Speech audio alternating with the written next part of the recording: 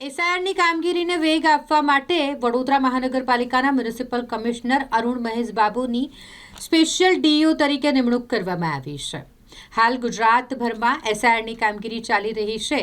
Special intensive revision મતદાર યાદીમાં સઘન સુધારણા માટેનો જે કાર્યક્રમ એસઆઈઆરનો કાર્યક્રમ શરૂ કરવામાં આવ્યો છે તેને વધુ સચોટ બનાવવા માટે અને સમયસર આ કામ પૂર્ણ થાય તે માટે ખાસ વહીવટી નિર્ણય ચૂંટણી પંચ દ્વારા લેવામાં આવ્યો છે. આ વિશેષ વહીવટી નિર્ણય એટલે કે વડોદરા મહાનગરપાલિકાના મ્યુનિસિપલ કમિશનરને એક વિશેષ જવાબદારી સોંપવામાં આવી છે. Special district election officer special DEO તરીકે વડોદરા મહાનગરપાલિકાના મ્યુનિસિપલ કમિશનર અરુણ મહેશ બાબુની નિમણૂક કરવામાં આવી છે, જેઓ હવે આ કામગીરીમાં ધ્યાન આપશે અને કામગીરી સચોટ થાય તેની તકેદારી રાખશે. આ તમામ કામ વિશે માહિતી વડોદરા મહાનગરપાલિકાના મ્યુનિસિપલ કમિશનર અરુણ મહેશ બાબુ દ્વારા આપવામાં આવી છે. સૌપ્રથમ મીડિયાના મિત્રોને આભાર.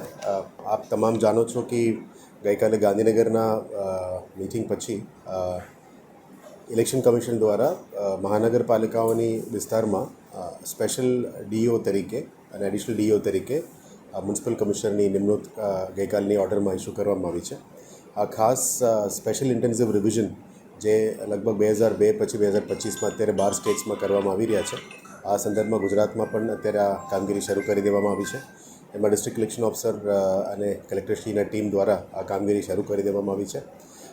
સિટી વિસ્તારમાં મોટાભાગના મતદારો રહેતા હોય છે.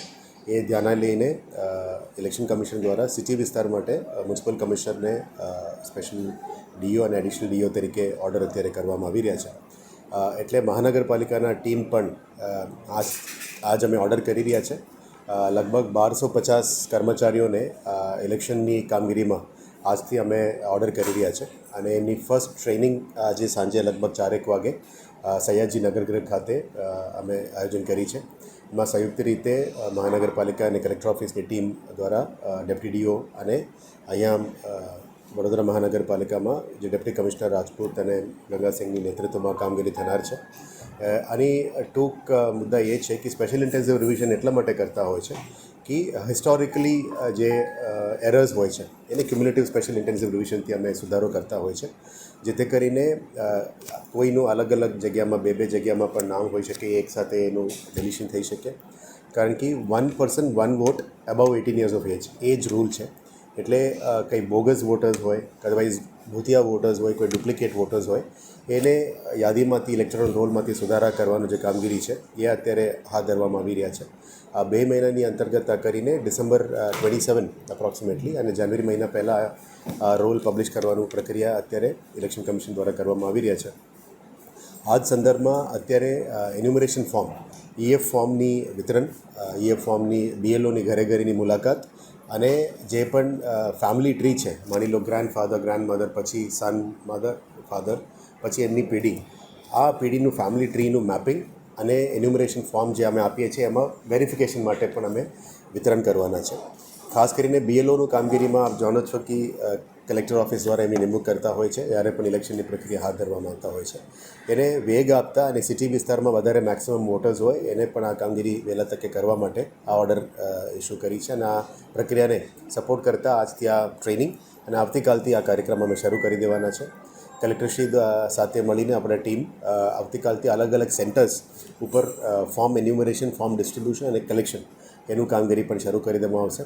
આમાં લગભગ આ 2 મહિનાની પ્રક્રિયામાં મહાનગરપાલિકા તરફથી લગભગ 1 મહિનાનું કામ ઝુંબેશ આ કરવામાં આવશે, જેથી કરીને સિટી વિસ્તારમાં અહીંથી કોઈ શિફ્ટ થઈને બહાર ગયા હોય અથવા બીજી જિલ્લા, બીજી રાજ્યોમાંથી પણ અહીંયા આવીને નવા સમાવેશ થયેલા હોય, એટલે 2 જગ્યામાં એમની નામ ના હોવું જોઈએ એ બધું ચેક કરવા માટે અલગ અલગ ડોક્યુમેન્ટેશન, અલગ અલગ ફોર્મ્સ, અમે ડોક્યુમેન્ટ્સ ખાલી ઘરે વિઝિટ કરીને એમની ચેક કરવા હોય છે, અમે કલેક્શન નથી કરવાના. એટલે આ સિસ્ટમથી સ્પેશિયલ ઇન્ટેન્સિવ રિવિઝનનું કામગીરી આવતા 1 મહિનાની અંદર મહાનગરપાલિકા દ્વારા કમ્પ્લીટ કરીને મેપિંગ પ્રોસિજર્સ માટે પછી ડીઓની ઓફિસમાં અમે સબમિટ કરવાની પ્રક્રિયા આવતીકાલથી અમે શરૂ કરવાના છે.